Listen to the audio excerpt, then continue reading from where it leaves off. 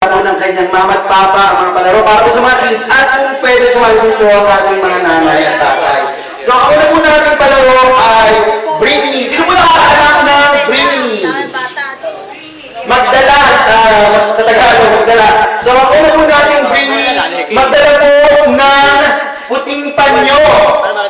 Marami pong advice ang ating pong, ang ating pong papa at mama. Ako po, magdala po ng puting panyo para hindi naman po kayo masaya. Dapat lahat po masaya. Masaya po ba lahat? Naku po, tahimik po. Masaya po ba lahat? Masaya po magpalakpakan. Alright? So, bring me po tayo, magsali po kayo. Habang umuulan, baka po hindi tayo makapaglaro. So, paunahan magdala po ng puting panyo. Wala. O, sige po. Paunahan po magdala ng 10 pisong coin. Wala pa rin po kayo. Baka po may, ano ka dahil na 5. Ay, kaya 10 pisong coin. Coin siya, coin. Sabing po yun. Meron po tayo sa mga guys at dito. Iuwi po ang tipo na naglupa nila ni Star. Eto. Ay po. Yung may gold. Go! Hindi! Unahan! Ayaw na si Pentel! Ano, sabotage? Ay, practice lang yun, oy. Ayaw pa sagtain?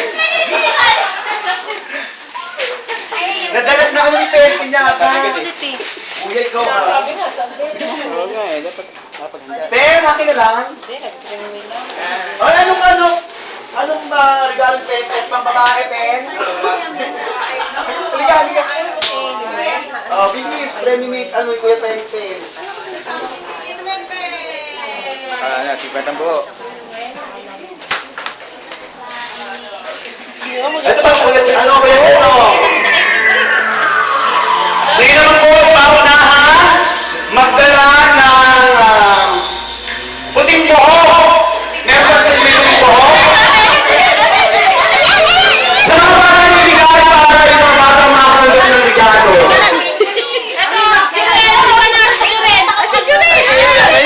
Ito para kayo nag-uusap-usap, kayo yung masaya? Parang hilig na.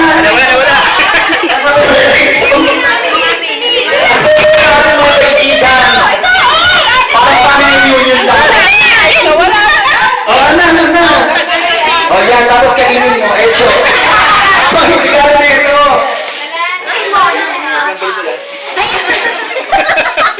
Ano gusto mo, Barbie? May tip. Tumulat ka sa akin. O, ito ang berry terry. Okay po, so, paunahan ulit magdala ng puting medyas. Walang puti?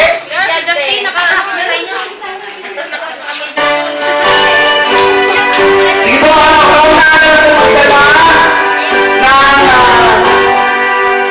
ano pa bang pwede iba rin dito? Paunahan